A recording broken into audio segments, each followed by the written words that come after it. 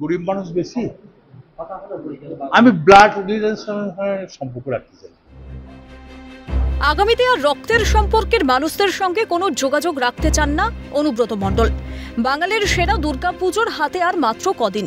শুক্রবার তার গ্রামের বাড়ি নানুরের হাট সেরান্দিতে দুর্গাপুজোর প্রস্তুতি পরিদর্শনের পর মায়ের সামনে দাঁড়িয়ে এমনই বিস্ফোরক মন্তব্য তৃণমূল জেলা সভাপতির। তবে পৈতৃক বাড়ির পুজো বলে কথা। পুজোর দিন 12টা সাড়ে 12টা নাগাদ মায়ের কাছে আসবেন, মাকে প্রণাম করবেন ও পুজো দিয়ে চলে যাবেন, জানিয়েছেন অনুব্রত। পৈতৃক বাড়িতে একটা গজেন্দ্র মন্ডল একদমপুর কলেজে পড়াশোনা করতে পারে, কিন্তু হাটসান্দি বাড়ির ছেলে তো। হরিপদ মন্ডল আমার দাদুর নাম।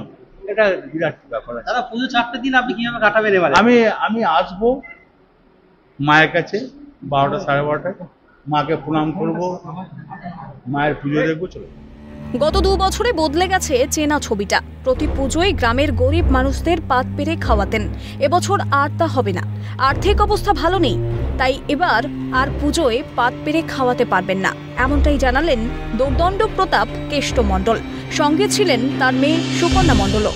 খাওয়া দাওয়া এবারে একটু অনেকে জানতে যে দাদা কেমন? না, আমি খাওয়ানো দাওয়া এবারে আমার খাওয়াতে বেশি ভালোবাসেন, কিন্তু আমার আর্থিক কন্ডিশন সেরকম। গ্রামের বাড়িতে পা রাখতেই উপচে পড়ে মানুষের ভিড়। অনুব্রতর পা ছুঁয়ে প্রণাম করলেন অনেকেই। তাদের কথায় গ্রামের মানুষ গ্রামে ফিরে এসেছেন, তাই এবার পুজো কাটবে আনন্দে।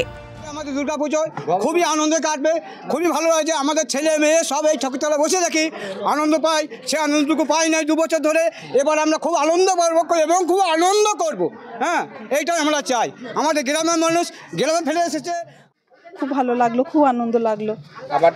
আবার পুজোতে আসবে, আমরা 2 বছর আনন্দ করতে পারি নাই, আমরা খুব আনন্দ করব, পুজোতে খুব আনন্দ করব।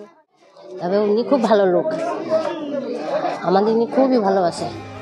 এদিন প্রথমেই মন্দিরে গিয়ে মাকে প্রণাম করেন, তারপরে পরিবারের সদস্যদের সঙ্গে দেখা করেন অনুব্রত মণ্ডল।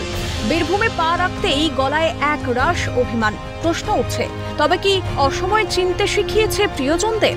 আত্মীয় পরিজনদের সঙ্গেও তৈরি হয়েছে দূরত্ব? অমরনাথ দত্তের রিপোর্ট, ক্যালকাটা নিউজ।